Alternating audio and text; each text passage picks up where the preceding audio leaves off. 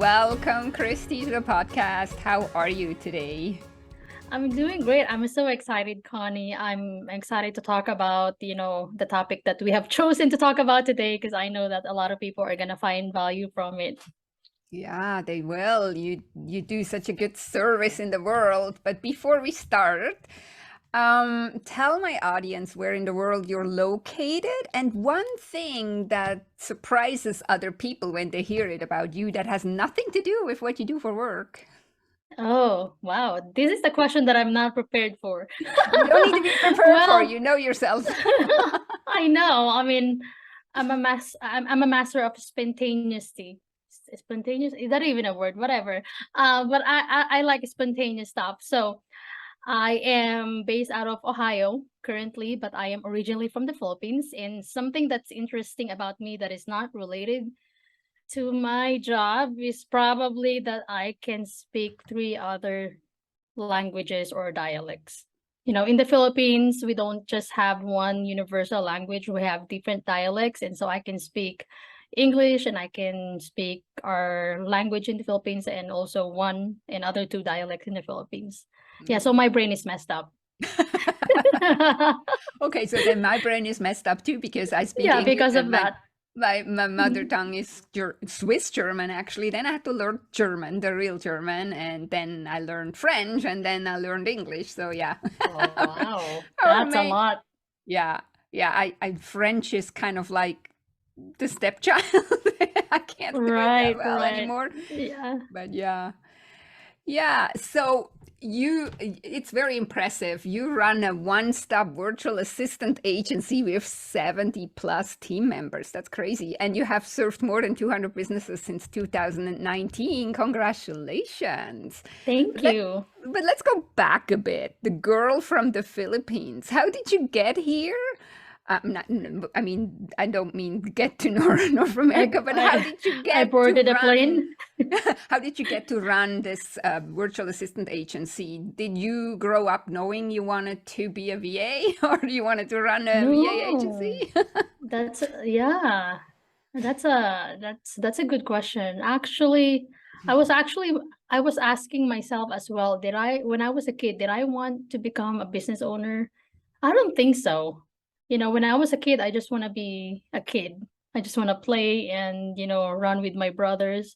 But I became a VA because I think it's out of necessity, if I may say. When I was still in the Philippines, I met my husband online. My husband is American and he visited the Philippines, and it was his first time visiting a third world country, or I'd say a developing country, and he wasn't ready to move to that kind of place because he was living I mean, not very comfortable life here in the States, but as compared to living in a third world country, we are living a comfortable life here in the States. And so when our relationship was getting serious, we decided that we want to get married here in the States and we want to live here. And so I was still employed during that time. I was working for a nonprofit organization.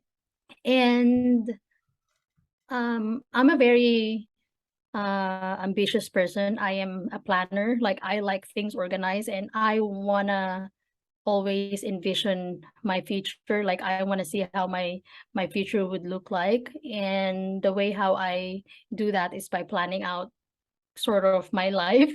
And so when we decided that I'm going to be moving to the States, to live here as of the moment permanently, I thought about, okay, if I'm going to get married, that means we're going to have kids. I'm going to have my own family. And during that time when I was working from 8 to 5, I was like, I don't really want to be that kind of mother who goes to the office while at the same time, kind of neglecting. I mean, I'm not saying that moms do this, don't get me wrong, but just based on my experience, because when you work from 8 to 5, when you wake up in the morning, you travel to go to work, and you get back at home, later in the evening, you don't really have that much time to spend with your kids, right? And you can't even cook dinner for your husband or even serve breakfast on the table for your husband or for your kids. And so when I was just, kind of imagining that as my life, I was like, I don't really want that kind of life. I want to be able to serve my kids and my husband, and I want to be able to spend quality time with them. And so I asked myself, how do I do that?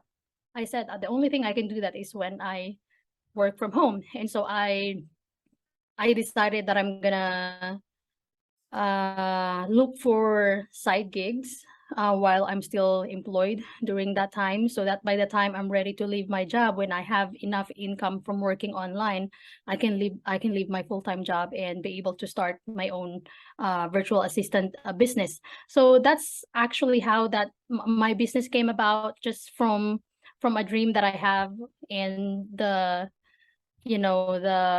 desires that I have in my heart to have a family and be able to take care of my kids and my husband. Now we don't have kids yet, but we have a puppy. But as a puppy, if you have a dog, they need a lot of attention. And if you don't, then you're not gonna have. If you don't give them attention, you're not gonna have a peaceful life, because they're just gonna bark at you all the time.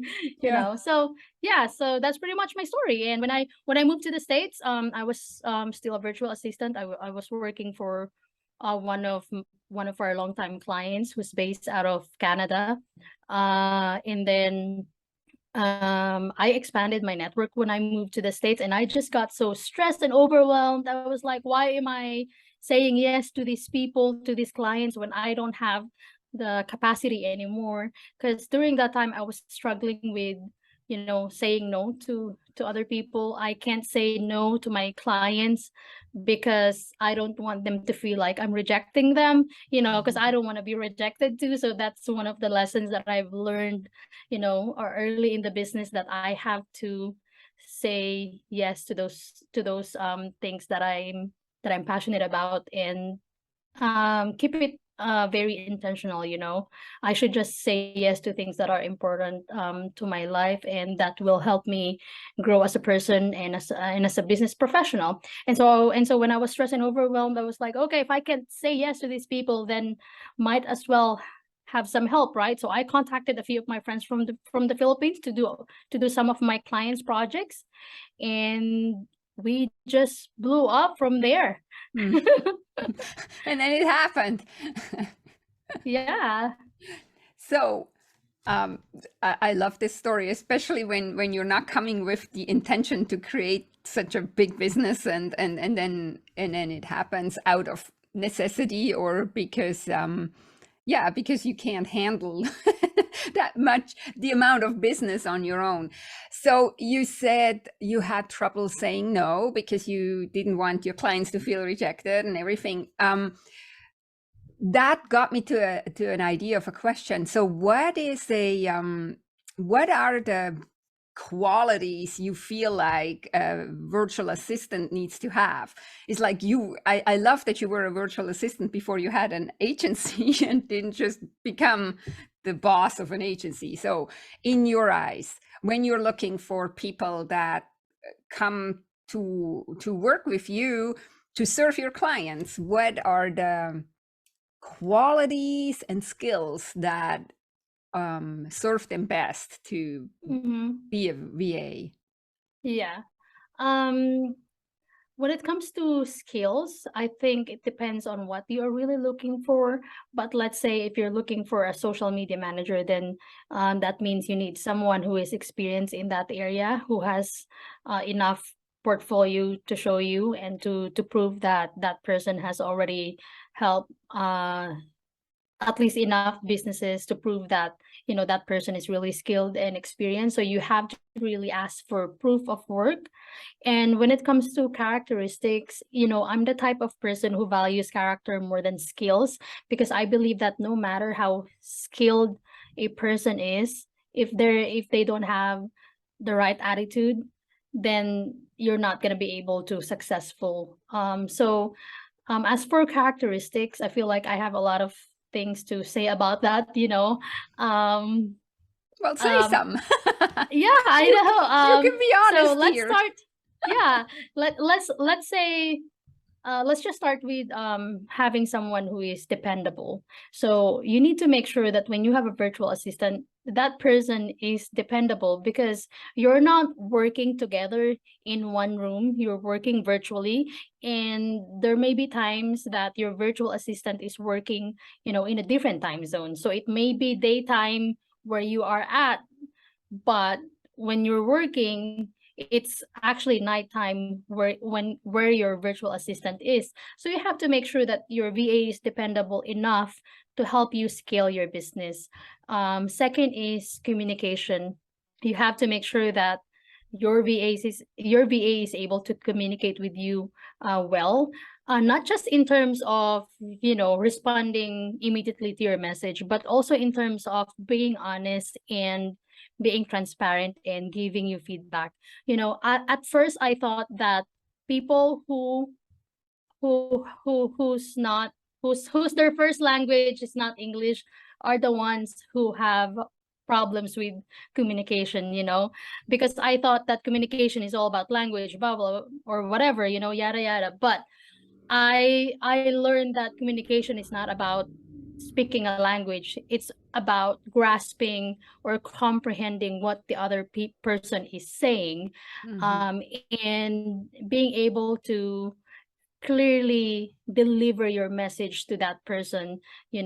So having a virtual assistant who is very good at communicating things to you and not scared of telling you things that you're supposed to know, that is actually gold. Because sometimes there are virtual assistants who are scared to give feedback to their quote unquote boss, maybe, or employers or clients, because they don't want to get fired, right? They don't want it to cost their job.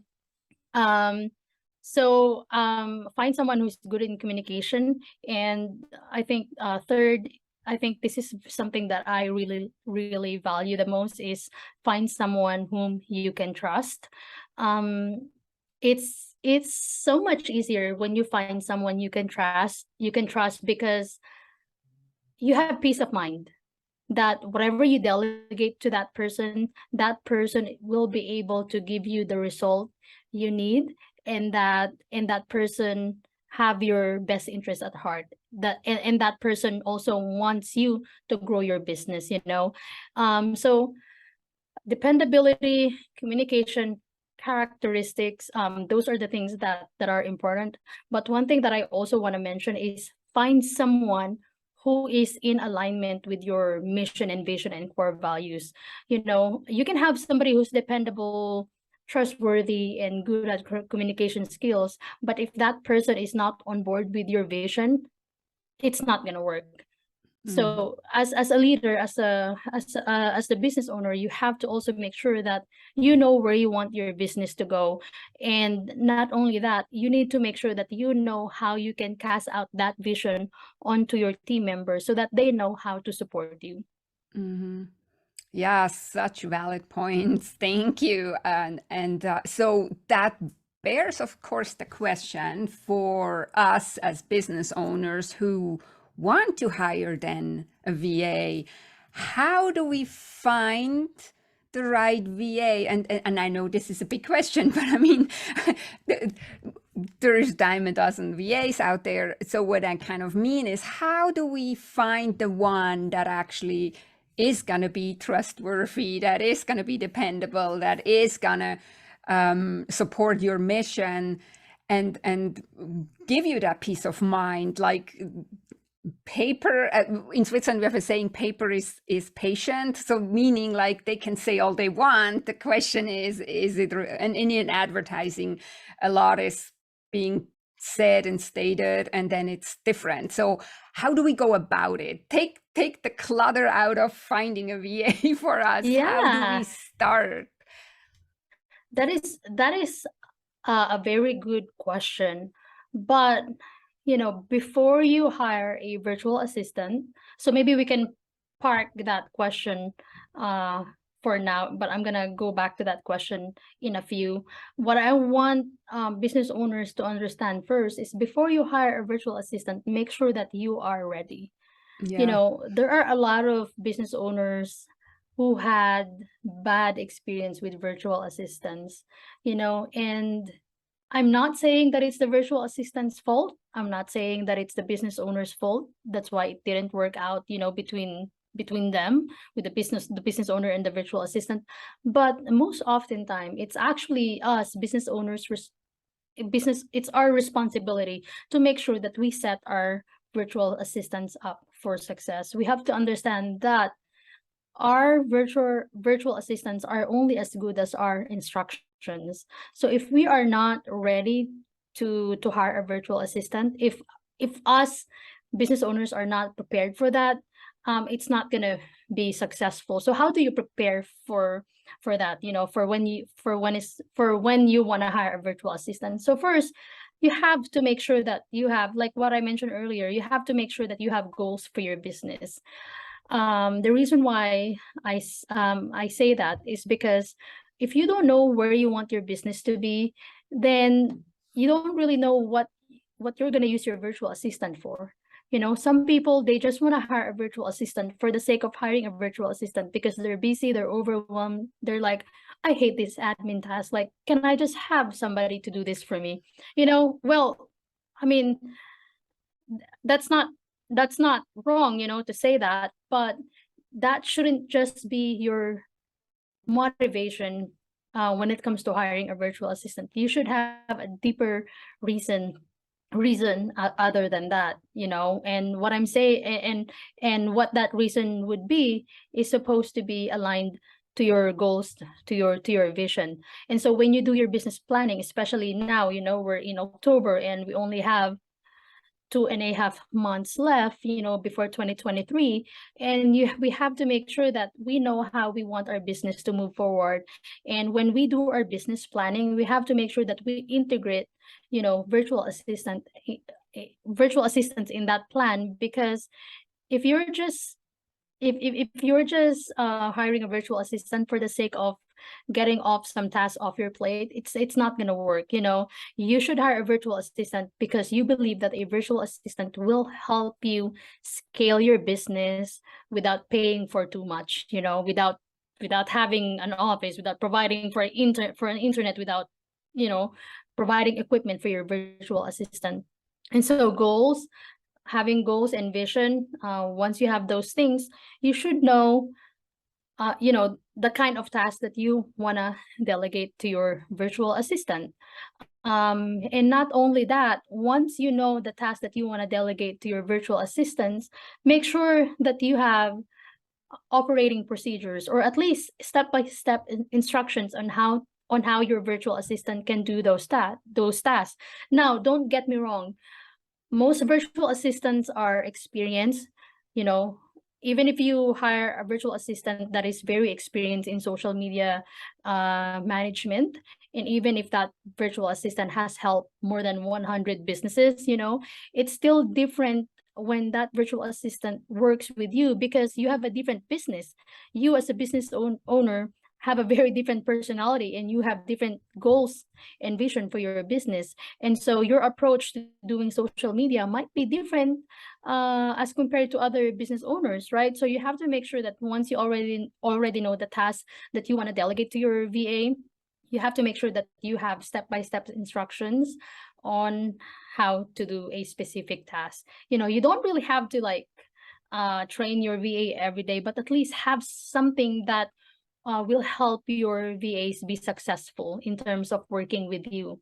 And once you have that, which most of the time kind of overwhelming for business owners, because sometimes we just go with the flow. Sometimes when we do something, we just do it. We don't even document anything, right? We don't go on LinkedIn and say, okay, I'm gonna document how I check my profile. I'm gonna document how to reply to this person. I'm gonna document how to post on LinkedIn, or how to write my caption for LinkedIn. We don't really do those things, right? We don't document everything because it's all in our head. And which may be good, because that means that you have great brain memory, but most of the time we forget things, especially when you're dealing with a lot of things. So I encourage everyone who's listening to this podcast, or to this episode, document everything. Even if it's just simple, document everything, because you are gonna forget that Yeah. that simple thing. Trust me. Just like me, I'm very forgetful. And of course, second is you have to have a budget for when you hire a virtual assistant. You know, some people when they find out that my virtual assistants, my team of virtual assistants are based out of the Philippines, they think that, oh, so you're cheap because your virtual assistants from the are from the Philippines. I'm like, no, I'm not. My business is registered in the States and I pay taxes here in the States. You know, so don't have a mindset that when somebody is located or when a VA is located, you know, somewhere out of Canada, North America, you know, or out of, you know, those those what out of the countries that we considered wealthy, you know, don't assume that you're gonna pay less. Yes, maybe you're gonna pay less, but pay them the exact amount, you know, that they deserve. You know, you don't pay your virtual assistant because of their location. You pay your virtual assistant because of the value that they can bring to your business. And so once you have all of those things, you know, like for instance, if you need a social media manager, make sure that you have a job description so that when you look for a social media manager, for instance, you know what the job description is, how much you're willing to pay that person, and what time zone your virtual assistant should be working.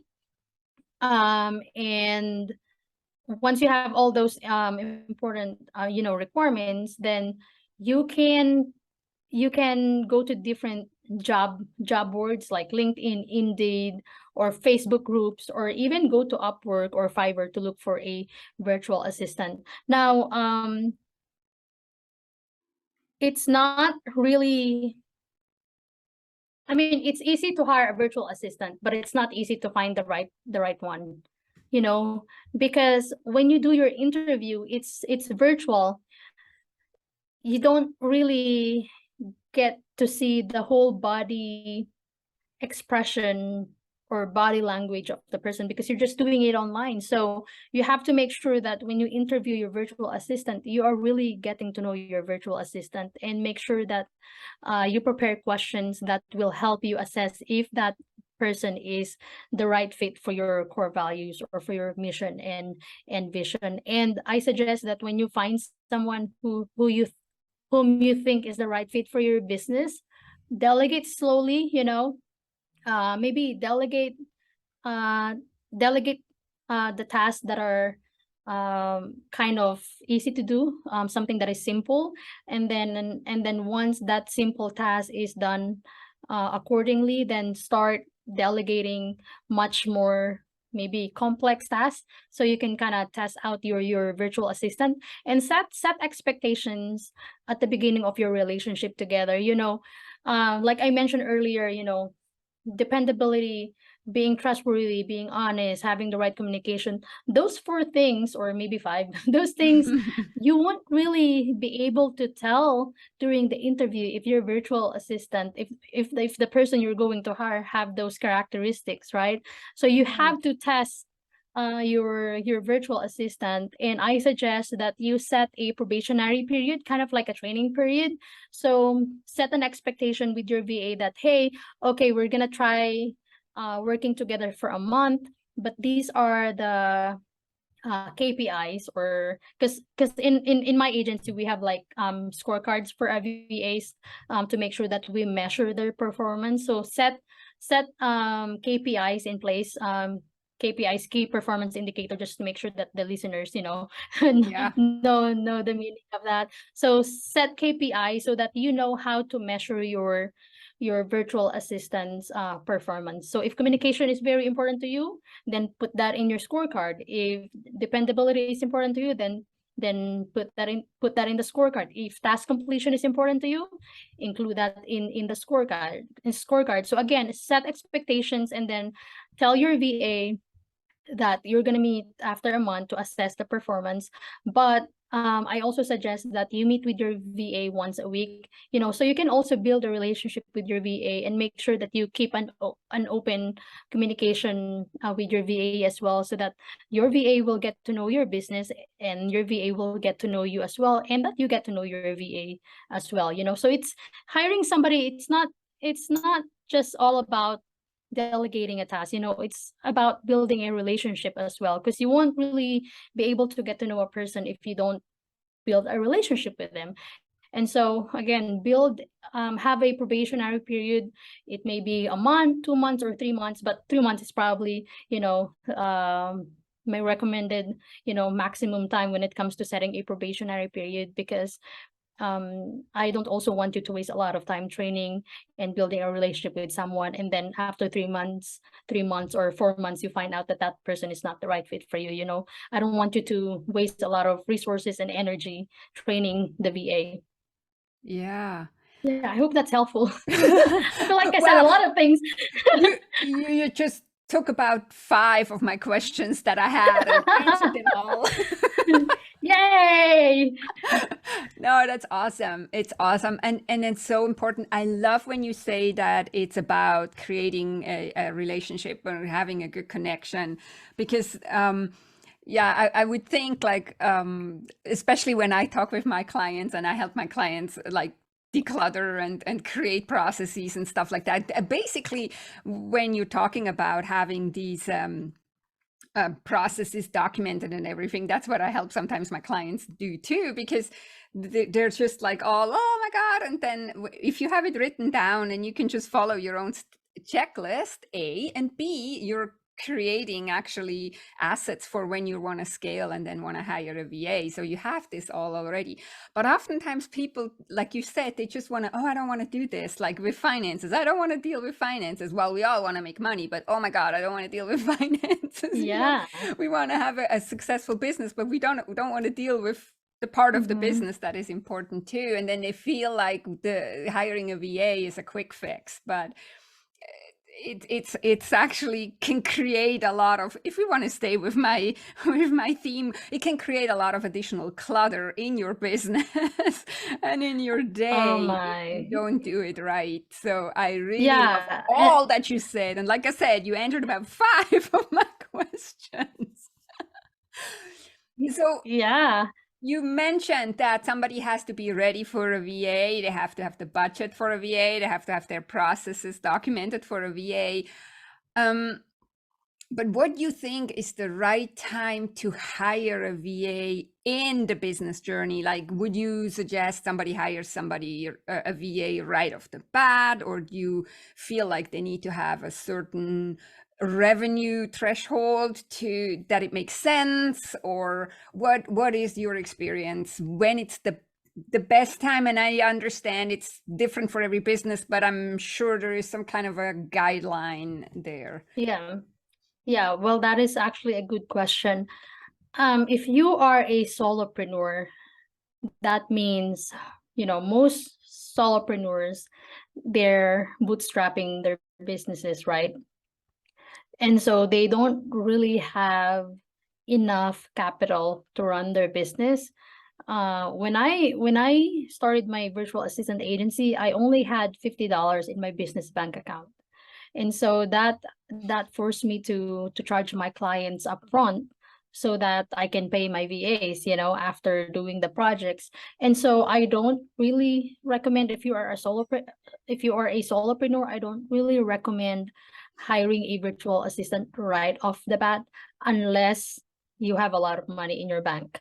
But if you are bootstrapping everything and you're trying to figure out everything, take time to really build your business and solidify your business strategy. And as you're doing your business strategy, plan out when can you integrate virtual assistant in there. Like, for example, if you plan to start a business in 2023, let's say, okay, from January to July or January to August, you're gonna build your business on your own. That means you're gonna learn how to build a website, you're gonna learn how to do social media and all that kind of stuff. And then maybe after July or August, you can already hire a virtual assistant. And that is by kind of projecting or forecasting how much you're going to earn from January to July. That's why business planning is very essential when you're starting out a business. Um, but uh, but one way that but based on my experience, based on my personal experience, the way how I did it is, when I got so stressed and overwhelmed, which I wish I didn't, wait long enough, before I hired my first virtual assistant. You should not wait for your business or for you as the business owner to become stressed and overwhelmed before you hire a virtual assistant. Um, but when it comes to like how much income you should have before you hire a virtual assistant, let's just say let's just say your goal is to have 10K revenue a month, or let's just say you want to take home 10K a month, like clean, you know. Um, and by the time you started your business, within a span of 6 months, you're still not generating that much of an income, 10K a month. But let's just say you already have 5K a month, and that 5K a month is already something that is enough for you to live by, to provide for your family, to pay your bills, to pay your rent, or to buy groceries. If you can already live by only having $5,000 a month, although your goal is $10,000 a month, then perhaps you can already think about hiring a virtual assistant, because once you hire a virtual assistant, you will easily scale to 10K a month. Mm-hmm. Yeah, so I mean, that's how I did it, personally, and that's what I have been telling people as well. So you don't have to reach your dream income a month. Once you get to the point where you can already live comfortably, then start hiring a virtual assistant, and make sure that you integrate your virtual assistant into your business plan. Yeah. Yeah, I love that answer.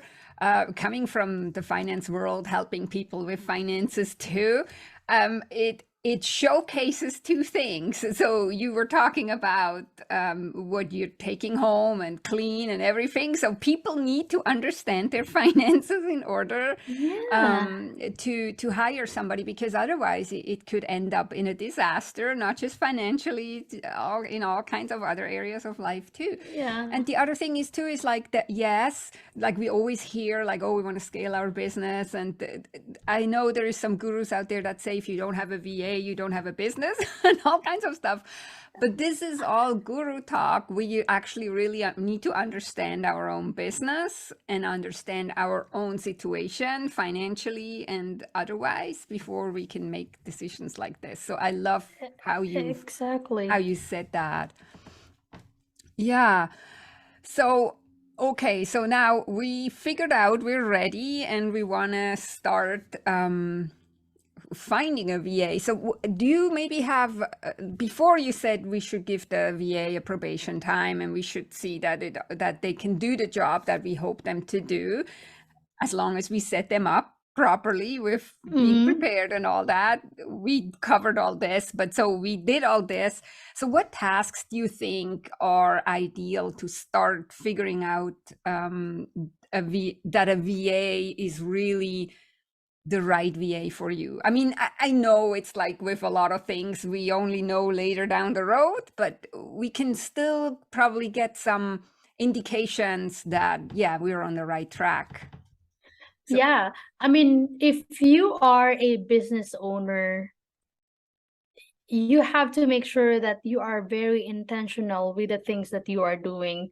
Because if you are not very intentional, your business is gonna suck out all the energy off of you, and so there is really, I mean, some people, when you ask them, like, okay, what kind of task can I delegate to my virtual assistant? What kind of task should I delegate? I mean, some people would say, oh, just delegate the easy stuff, admin tasks, or maybe your minutes of meeting, following up with people.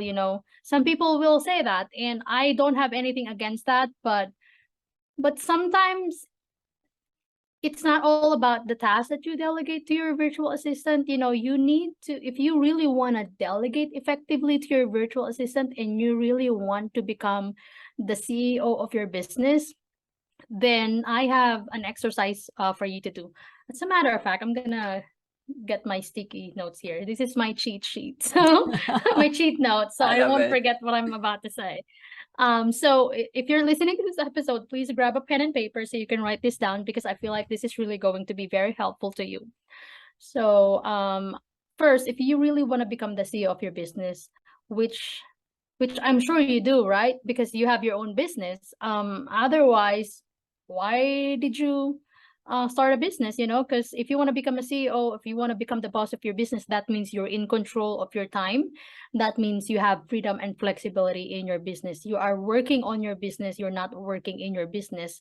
Or in other words, you're not the employee of your business. So in order to delegate effectively, and if you want to become the CEO of your business, in order for you to have freedom and flexibility, you need to know the tasks that you are currently doing. So like I said, like what I mentioned earlier, you need to have goals. So when you have goals, that means you should know what are the things you need to do in order to achieve those goals. Mm-hmm. Write down on a piece of paper the things that you need to do in order to achieve those goals. So you're gonna create your task list.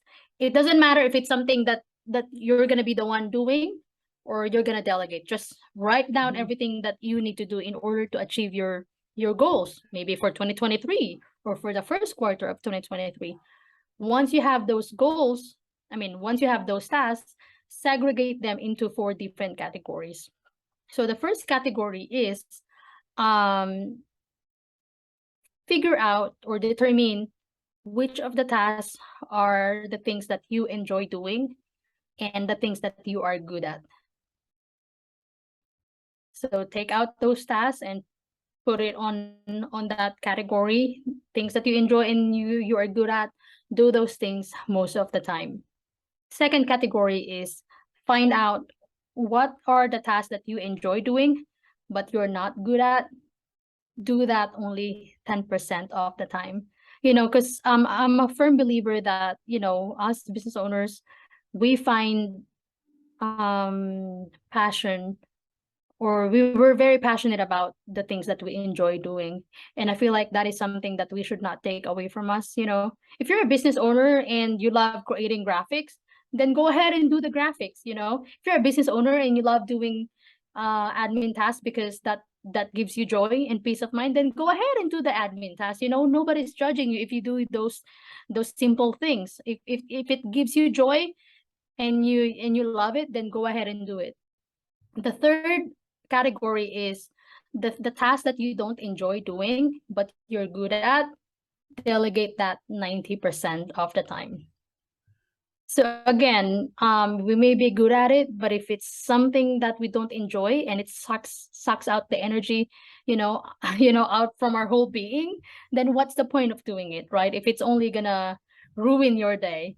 The last one is the task that you don't enjoy doing and the task that you're not good at.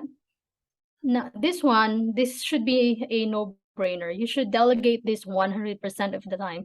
If there are tasks that you don't enjoy doing and you're not good at, why do it, right? When you can delegate it to somebody else. It's like killing yourself. It's like suicide, not literally, but Yeah. you're just putting yourself in a place that is very not enjoyable, because you're like forcing yourself to do something that you don't enjoy and you're not good at because you don't want to delegate, just because you think other people can't do it for you, or it's not the kind of you feel like you're the only one who can do it for your business and not other people. So again, the tasks that you enjoy doing and you're good at, do that most of the time. And the tasks you enjoy doing but you're not good at, do that 10% of the time. The things that you enjoy doing, the things that you don't enjoy doing and you're good at, delegate that 90% of the time. and the things that you don't enjoy doing and you're not good at, delegate that 100% of the time. No questions asked. Just delegate it. Yeah. Yeah, that's awesome, awesome advice. I would like to add it, not wanting to take any business away from you and your VAs, but if you have tasks you're that you fine. don't enjoy doing and you're not good at, maybe you could ask yourself first too, do I even need to do, like, does my business even need to, or do I even need to do these tasks, me or the VA in my business? You know, sometimes we feel like we have to do something, but it actually doesn't really produce anything. Exactly. And there are actually 3 things that a business owner should do when they are writing down their task list. You know, is this something I can eliminate? If it's really not very important, you know, Exactly. eliminate it. I mean, if you're doing social media posts 10 times a day, maybe you can lessen it. Maybe you can do just 5 times a day or a week, you know.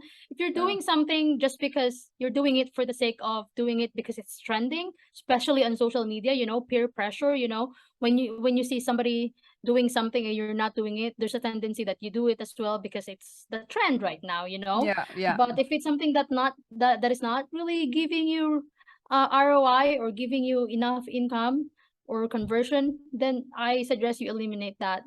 And Yeah. then maybe there are some things you can automate as well. You Yeah, know, exactly. actually, before you hire a virtual assistant, you know, when you have your tasks, maybe there are some tasks you can automate because you want to make sure that you also use your virtual assistant. You make the most of your virtual assistant by delegating only the things that a virtual assistant can do. You know, something Yes. that you cannot automate. You know, Yeah. something that needs a human intervention.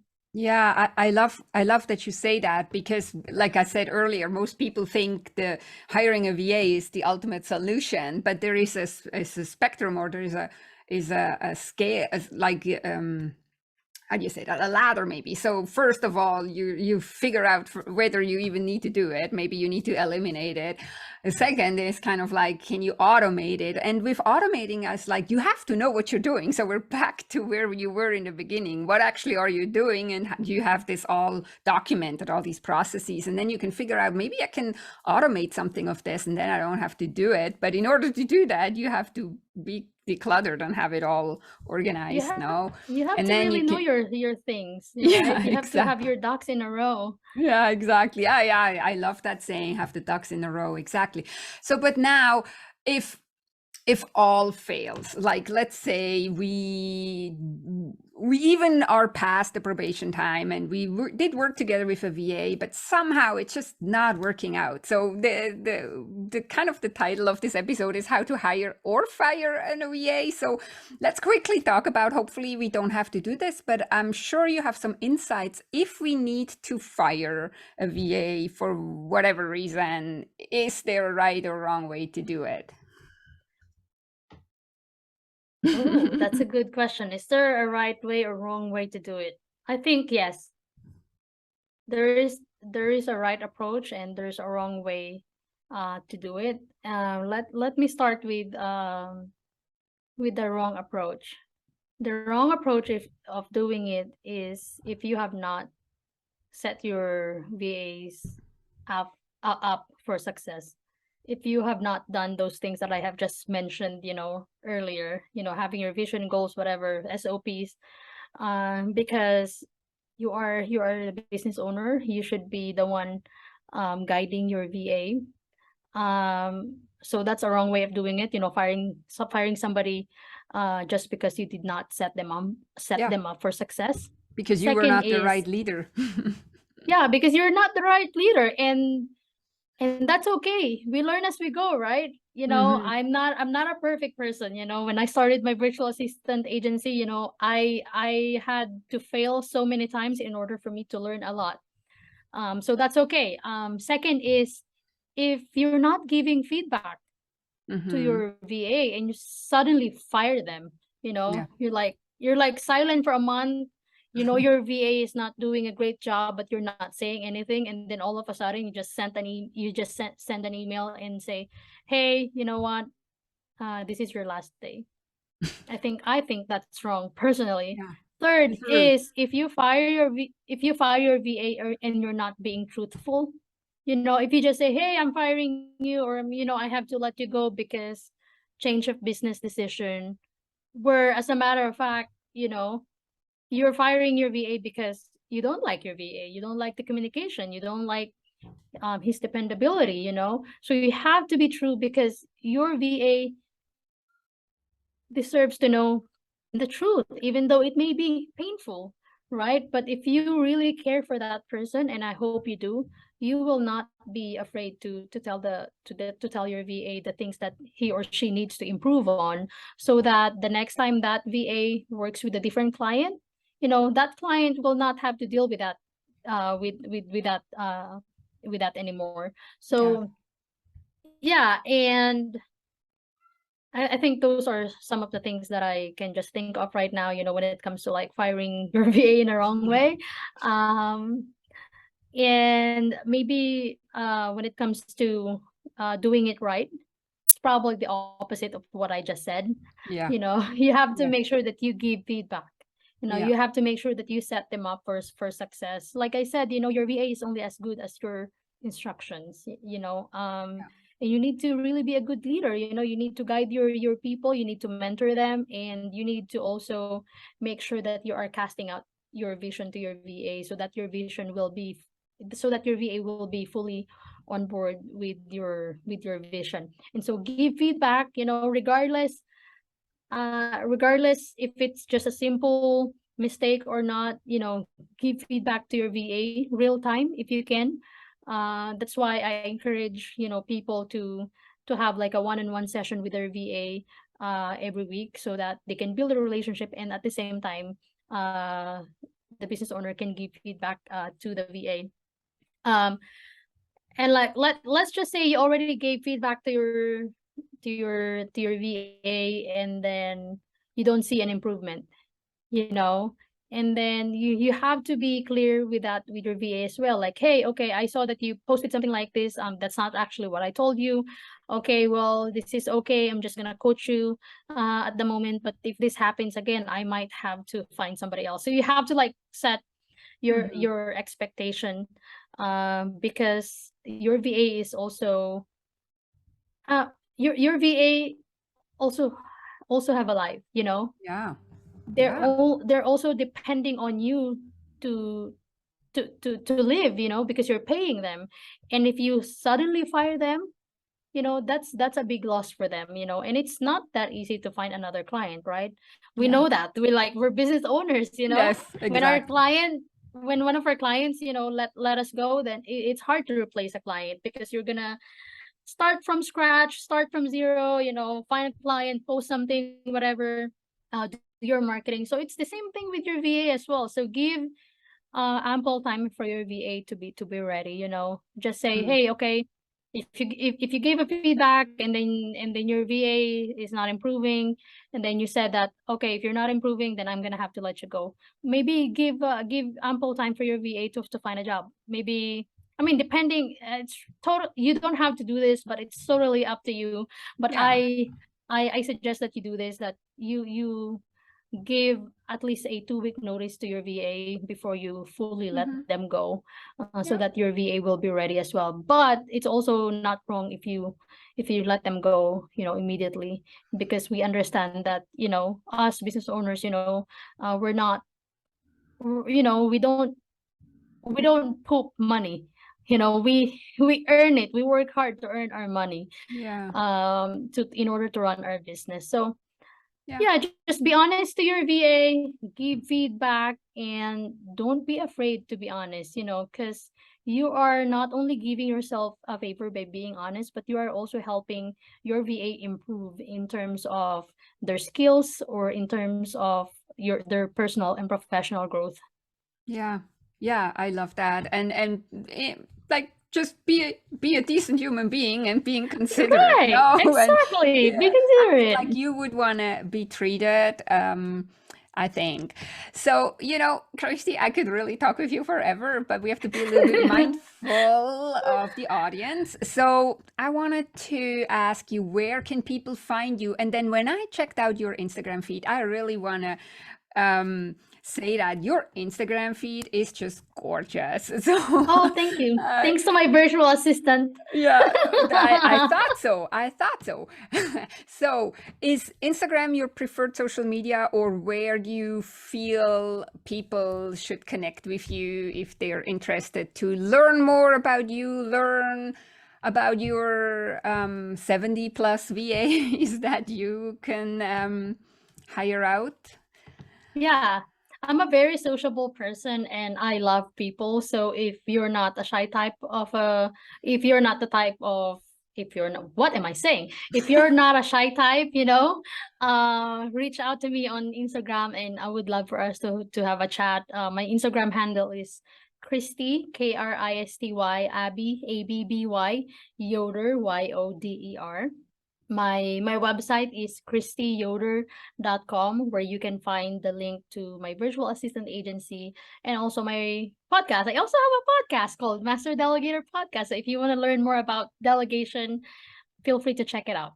Yeah, that's awesome. I found the podcast and I love it. As a podcast host, it's always interesting to listen to other podcasts. And I'll put all the links in the show notes, of course, so people can easily find it. So before we wrap up, Kristy, do you have any last words, or maybe I didn't ask a question that you feel like needs to be answered, even though I didn't ask it, to round this conversation up?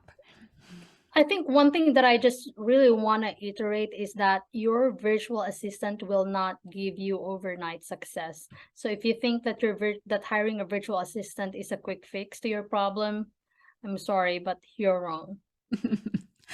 That's why I had you on as a guest, because I actually love that, because so many people think, oh, I just do this and then it's the quick fix, and they don't want to actually really do the work and get ready and set up everybody for success, your business, yourself, and your VA, of course. And you really illustrated perfectly and beautifully how to do that. Thank you so much, Kristy.